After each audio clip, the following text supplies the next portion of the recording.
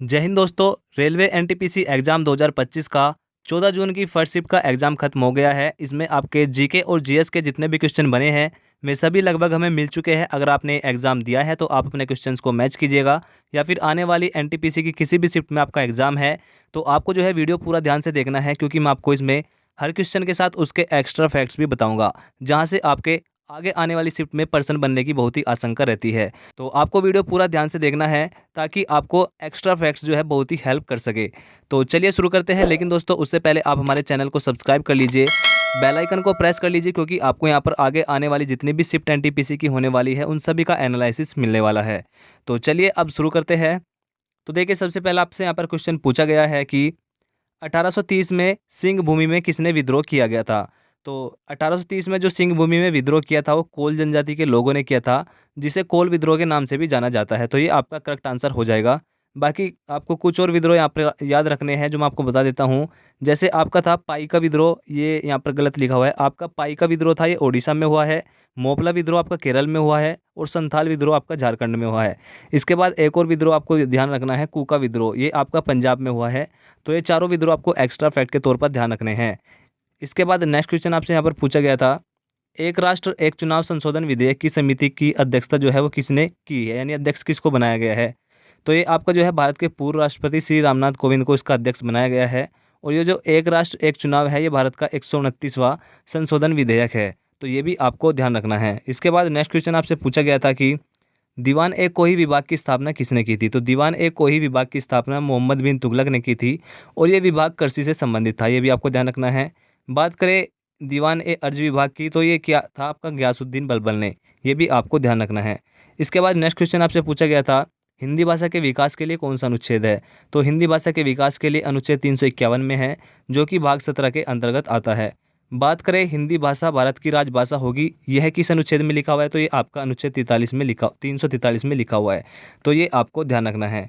अब भाषा की बात आई गई है तो पूरी डिटेल में इसके बारे में जानते हैं। तो देखिए, सबसे पहले भाषा संविधान की 8वीं अनुसूची का विषय है। मूल रूप से संविधान में कुल पहले 14 भाषाएं थी, लेकिन वर्तमान में अब संविधान में 22 भाषाएं हैं। अब पहले 14 थी, तो उसके बाद जो 8 भाषाएं जुड़ी है वे कैसे कैसे जुड़ी है मैं आपको बता देता हूँ। सबसे पहले 15वीं भाषा आई, जो कि 21वां संविधान संशोधन होता है, उसके तहत सिंधी भाषा जोड़ी गई। इसके बाद 71वां संविधान संशोधन होता है, इसके तहत 3 भाषाएं आई। कौन कौन सी आई? नेपाली, मणिपुर, कोंकणी, ये 3 भाषाएं जोड़ी गई। इसके बाद आपका 92वां संविधान संशोधन आया, इसके तहत आपकी 4 भाषाएं जोड़ी गई, बोडो, डोंगरी, संताली और मैथिली। तो इस प्रकार ये आपकी 8 की 8 भाषाएं जोड़ी गई, और अब जो है भारत के संविधान में कुल 22 भाषाएं हैं। ये आपको ध्यान रखना है। तो ये पूरा आपको एक्स्ट्रा फैक्ट ध्यान रखना है, आपसे आगे आने वाली शिफ्ट में पूछा जा सकता है। इसके बाद नेक्स्ट क्वेश्चन आपसे पूछा गया था, तो देखिए यही आपसे पूछा गया था, पाई का विद्रोह कहाँ पर हुआ था ईस्ट इंडिया कंपनी के खिलाफ। तो ये आपका ओडिशा में हुआ था, ये आपको ध्यान रखना है। इसके बाद आपसे नेक्स्ट क्वेश्चन पूछा गया था कि 97वां संविधान संशोधन कब लागू हुआ या फिर किससे संबंधित है, कुछ इस प्रकार पूछा गया था। तो मैं आपको बता देता हूं, मैंने आपको पहले भी हर शिफ्ट में एनालिसिस में बताया है कि 97वां संविधान संशोधन आपका सहकारी समिति से संबंधित है, जो कि 2011 में लागू हुआ था। इसके तहत अनुच्छेद 43B में सहकारी समितियों का उल्लेख है, ये भी आपको ध्यान रखना है। तो ये आपका करेक्ट आंसर हो जाएगा। इसके बाद नेक्स्ट क्वेश्चन आपसे पूछा गया था कि चौरी चौरा स्थान वर्तमान में किस राज्य में है। तो चौरी चौरा जो है आपकी चौरी चौरा घटना हुई थी 4 फरवरी 1922 को उत्तर प्रदेश में। तो ये उत्तर प्रदेश में आपका स्थान हो जाएगा चौरी चौरा। इस घटना के बाद गांधी जी ने असहयोग आंदोलन को वापस ले लिया था, ये भी आपको ध्यान रखना है। इसके बाद आपसे पूछा जा सकता है कि 1900 ये 30 नहीं है, 1923 है। 1923 में स्वराज पार्टी की स्थापना मोतीलाल नेहरू और चित्तरंजन दास ने की थी। 1924 में महात्मा गांधी ने बेलगाम अधिवेशन की अध्यक्षता की थी, ये भी आपको ध्यान रखना है। 1925 में कानपुर अधिवेशन होता है, जिसकी अध्यक्षता सरोजिनी नायडू ने की थी, और ये भारत की पहली महिला है जिन्होंने कांग्रेस के अधिवेशन की अध्यक्षता की थी, ये भी आपको ध्यान रखना है। इसके बाद नेक्स्ट क्वेश्चन आपसे पूछा गया था, 2025 में पुलित्जर पुरस्कार का विजेता कौन है। तो 2025 में पुलित्जर पुरस्कार के विजेता पर्सिवल एवरेट है, जो कि फिक्शन के लिए दिया गया है, और ब्रांड जैकब्स जेनेटिक्स है, ये आपके नाटक के लिए दिया गया है, और रोएट्स जांच पत्रकारिता के लिए दिया गया है। तो इनमें से जो भी आपके ऑप्शन में होगा तीनों में से, वही आपका करेक्ट आंसर हो जाएगा। इसके बाद नेक्स्ट क्वेश्चन आपसे पूछा गया था कि सीआरपीएफ के नए महानिदेशक किसे बनाया गया है। तो सीआरपीएफ के नए महानिदेशक ज्ञानेंद्र प्रताप सिंह जी को बनाया गया है। बात करें सीआरपीएफ की, तो इसकी फुल फॉर्म केंद्रीय रिजर्व पुलिस फोर्स यानी सेंट्रल रिजर्व पुलिस फोर्स है। अब इनके अलावा आपसे पूछा जा सकता है कि भारतीय सेना के हेड कौन है। तो भारतीय सेना के हेड उपेंद्र द्विवेदी है, भारतीय नौसेना के हेड दिनेश कुमार त्रिपाठी है, और भारतीय वायु सेना के हेड अमरप्रीत सिंह है। ये भी तीनों आपको ध्यान रखने हैं। इसके बाद नेक्स्ट क्वेश्चन आपसे पूछा गया था, उत्तरी भारत के पठार को किस नाम से जाना जाता है? तो इसको प्रायद्वीपीय पठार के नाम से जाना जाता है, ये आपको ध्यान रखना है। इसके बाद नेक्स्ट क्वेश्चन आपसे पूछा गया था 2025 में सीआईएसएफ ने अपना 56वां स्थापना दिवस कब और कहाँ पर मनाया है? तो आप जो आपका सीआईएसएफ का 56वां स्थापना दिवस है 10 मार्च को मनाया गया है। ये आपका तमिलनाडु के थक्कोलम में मनाया गया था। ये आपका करेक्ट आंसर हो जाएगा। इसके बाद नेक्स्ट क्वेश्चन आपसे पूछा गया था कि नामदफा राष्ट्रीय उद्यान कहाँ पर है? तो नामदफा राष्ट्रीय उद्यान आपका अरुणाचल प्रदेश में हो जाएगा। इसके बाद मोलिंग राष्ट्रीय उद्यान, ये भी आपका अरुणाचल प्रदेश में ही हो जाएगा, मोलिंग राष्ट्रीय उद्यान। तो ये दोनों आपको याद रखने हैं। इसके बाद आपसे पूछा जा सकता है जिम कॉर्बेट राष्ट्रीय उद्यान, ये आपका उत्तराखंड में है। काजीरंगा आपका असम में है। कान्हा राष्ट्रीय उद्यान मध्य प्रदेश में है। सुंदरवन राष्ट्रीय उद्यान पश्चिम बंगाल में है। दुधवा राष्ट्रीय उद्यान उत्तर प्रदेश में है। रणथंभौर राष्ट्रीय उद्यान राजस्थान में है। तो ये भी कुछ राष्ट्रीय उद्यान आपको याद रखने हैं। इसके बाद नेक्स्ट क्वेश्चन आपसे पूछा गया था 2025 में विश्व स्नूकर चैंपियनशिप का विजेता कौन बना है? तो 2025 में विश्व स्नूकर चैंपियनशिप का विजेता झाओ जिनटोंग है, जो कि चीन के रहने वाले हैं। ये भी आपको ध्यान रखना है। तो आपका करेक्ट आंसर हो जाएगा झाओ जिनटोंग। इसके बाद नेक्स्ट क्वेश्चन आपसे पूछा गया था कि परमहंस मंडली की स्थापना किस वर्ष हुई थी?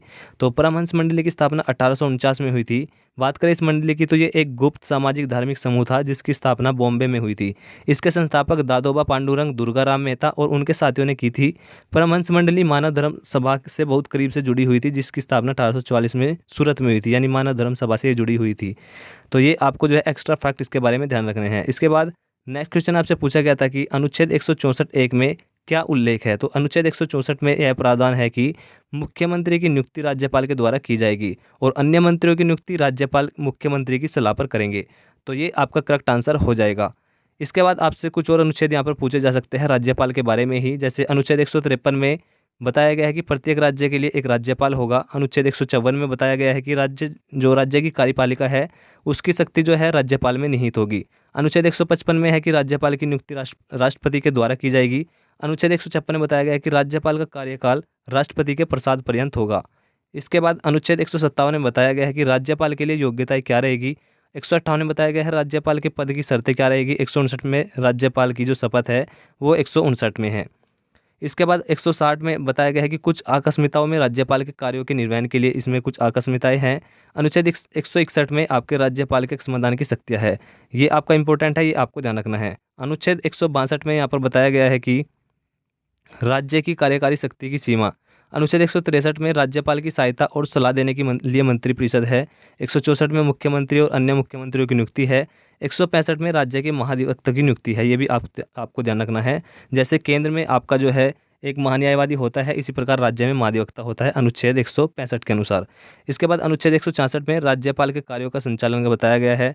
अनुच्छेद 167 में मुख्यमंत्री का कर्तव्य बताया गया है। तो ये आपको जो है मैंने कुछ इंपॉर्टेंट अनुच्छेद बताए हैं, ये भी आपको ध्यान रखने हैं।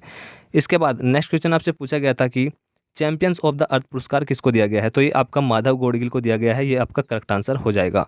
इसके बाद आपसे ये भी पूछा जा सकता है कि रामसर पुरस्कार किसको दिया गया है? तो रामसर पुरस्कार आपका जयश्री वेंकटेशन को दिया गया है। ये भी आपको ध्यान रखना है। इसके बाद नेक्स्ट क्वेश्चन आपसे पूछा गया था भारत का उत्तरी मैदान भौगोलिक रूप से किस क्षेत्र में है? तो इसका आपका करेक्ट आंसर हो जाएगा सिंधु गंगा का मैदान। इसको सिंधु गंगा का मैदान भी कहा जाता है। ये आपका करेक्ट आंसर हो जाएगा। और भौगोलिक रूप से भारतीय उपमहाद्वीप के उत्तरी और उत्तर पूर्वी भाग में स्थित है। तो जो आपके ऑप्शन में होगा वही आपका करेक्ट आंसर हो जाएगा। इसके बाद नेक्स्ट क्वेश्चन आपसे पूछा गया था कि भारत के मंत्रियों की जो शपथ है और प्रतिज्ञान कौन दिलाता है? तो ये आपका करेक्ट आंसर हो जाएगा राष्ट्रपति के द्वारा। तो ये कुछ प्रश्न थे जो हमें मिले हैं, हमने इनका एनालिसिस करा दिया है। अगर आपने ये एग्ज़ाम दिया है, आपकी शिफ्ट में पेपर था, तो आपने अपने क्वेश्चंस को मैच कर लिया होगा, या फिर आगे आने वाली शिफ्ट में आपका एग्ज़ाम है तो आपने वीडियो पूरा ध्यान से सुना होगा और एक्स्ट्रा फैक्ट भी आपने देखे होंगे। अब अगर आप ये पूरी पीडीएफ चाहते हैं तो आपको वीडियो के डिस्क्रिप्शन में आपको टेलीग्राम का लिंक मिल जाएगा। वहाँ पर जाकर आप टेलीग्राम से जुड़ जाइए। वहाँ पर अभी तक जितनी भी एनटीपीसी की शिफ्ट हो चुकी है उन सभी की पीडीएफ मैंने वहाँ पर पोस्ट की हुई है, तो वहाँ से आप डाउनलोड करके दोबारा उनको रिवीजन भी कर सकते हैं। तो मिलते हैं नेक्स्ट वीडियो के एनालिसिस में। तब तक आप हमारे चैनल को सब्सक्राइब कर लीजिए और बेल आइकन को प्रेस कर लीजिए।